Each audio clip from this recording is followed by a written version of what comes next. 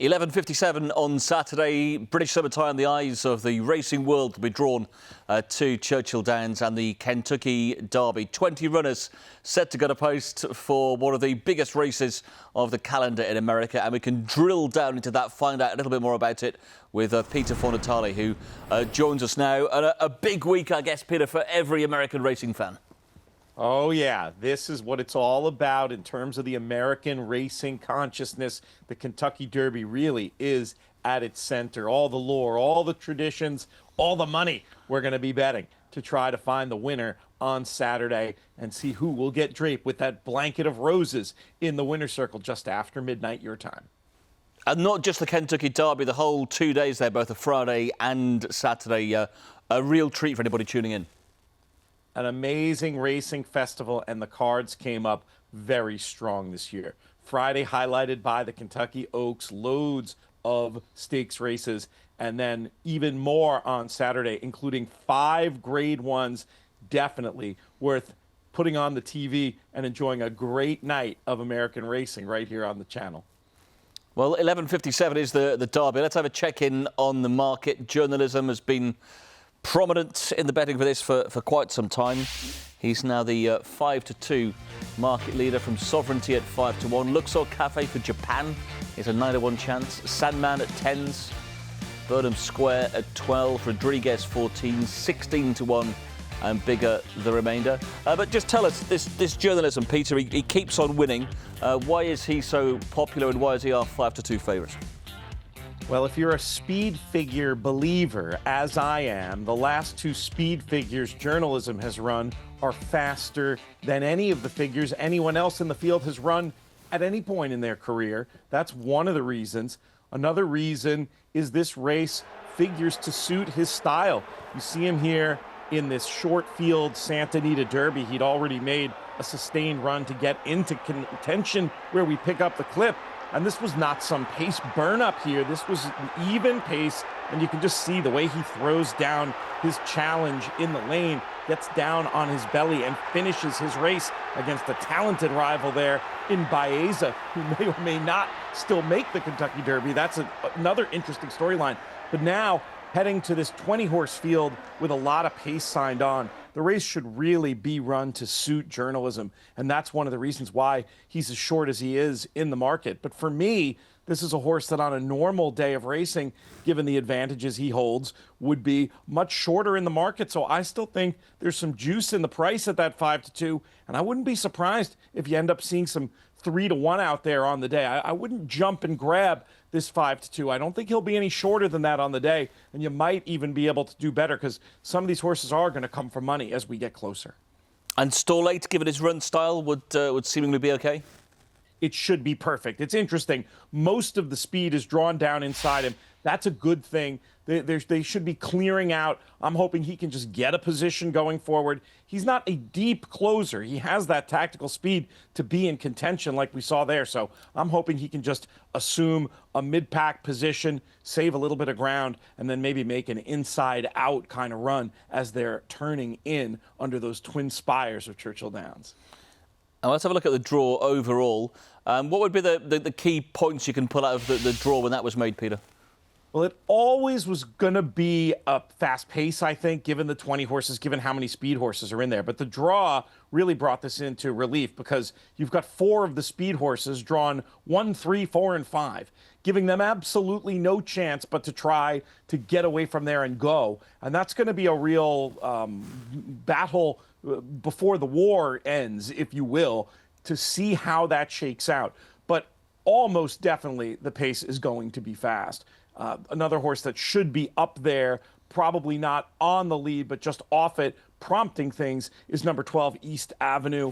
As far as the draw goes, horses that drew well, for me, East Avenue's draw terrific, makes me consider him a lot more, being drawn outside all that other speed. If he were down inside in the midst of those horses, I probably would have written him off as one who was going to have to make the lead immediately and had no room for error. He has a little bit of room for error coming from the 12. Journalism, another winner at the draw. Sovereignty, I don't mind the outside draws in the 20-horse Kentucky Derby. There's a long enough run to the first turn where I don't think those outside draws are any kind of a bad thing. So main takeaways, good draw for the favorites and a draw that pretty much ensures what we already thought likely, that there's going to be a very fast pace. Well, we're going to come on to Sovereignty, but just looking at journalism's pedigree, if ever a horse was bred for a Kentucky Derby by Curlin out of a mare by Uncle Mo. Exactly. Two horses that didn't win the Derby themselves, but Curlin ran so creditably in what was only his third career start, and Uncle Mo famously scratched as the favorite the morning of, but just the right blend of speed and precocity. And that damn side of that pedigree from journalism definitely suggests, as his races have, that the added ground is going to be his friend. One really interesting note about this market is what's going to happen with Baeza, currently stuck at number 21 on that on the also eligible list. But we've seen around these big American events, European fans will remember this very well, about the vets and how zealous they can get in making decisions about how trainers' charges are doing. All it would take would be one scratch from here to Saturday to get Baeza in the race. That changes things substantially, because in that Santa Anita Derby clip we watched, he ran just about as well as journalism did, if not the equal, given pace dynamics. So that's just one more storyline getting back to the draw that we should have our eyes on. Well, speaking of Sovereignty in the draw, gate number 18 for Sovereignty goes here for Bill Mott and Junior Alvarado. Manny Franco on board last about, though, in the Florida Derby. Yeah, this horse is a very interesting item. He really impressed in his race off the bench. The market was screaming at you. The clockers were screaming at you. Oh, he's not ready. He's going to need this race. He comes off the bench and he wins. That really led for there to be some serious expectations for this Florida Derby, where it was just assumed by many, including me, he was going to move forward and win the race. He didn't win the race, but he doesn't do anything wrong here. These closing sectionals he's putting in, they're very strong on the clock. He couldn't get to a very flashy winner that day, but especially given the hands he's in, Bill Mott, no one better than Bill Mott at picking out a spot on the calendar and working backwards from it.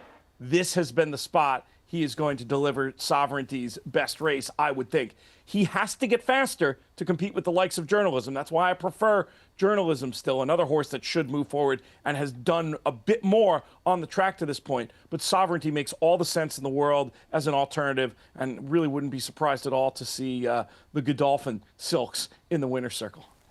OK, well, journalism is the market leader. I guess you're quite keen on him, Peter, but if anyone wants to play the race, what would you be advising as regards bets on Saturday? I have no issue with the idea of keeping it simple and backing journalism. Again, I'd probably wait till the day and see what kind of prices are available, because I suspect you will see some of that 3-1. But there is also the opportunity, if you want to take a shot and get creative, to play around with exactas in this year's Kentucky Derby. And the way that I would do it, you could keep it super simple here and box the numbers that you see on the screen. That would be $20 for a pound stake. But the way I'm going to play it is a little bit more efficiently than that, where I will play journalism and Sovereignty in the first and second spots, and then we'll play them with each other, obviously. But then I thought the idea of trying to feather in some horses at prices. Talked about East Avenue and how the draw benefits him. I could see him being that horse on the lead, turning in, that these two are trying to run down. Maybe he can hang around for second. I also think there's a couple of pretty big price long shots who are of interest. Coal Battle, I thought, ran better than it looked last time, given the dynamics of the race. And Chunk of Gold, another one of the great stories in this year's Kentucky Derby, in a field where there's $1 million babies. He cost $2,500, and he's tough. He's a born fighter.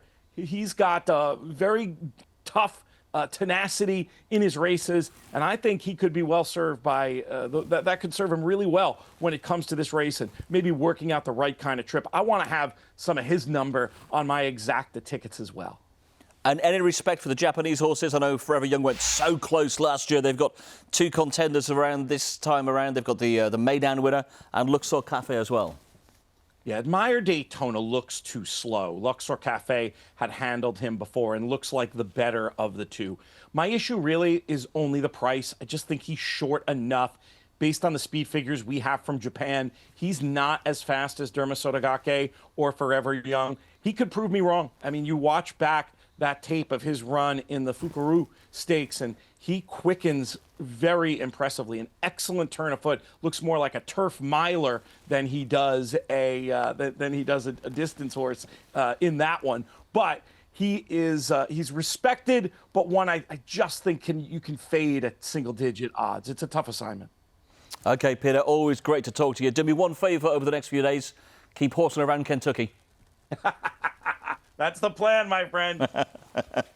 And you'll catch all of the coverage from Churchill on Saturday, live here on Sky Sports Racing. Post time for the big one is 11:57.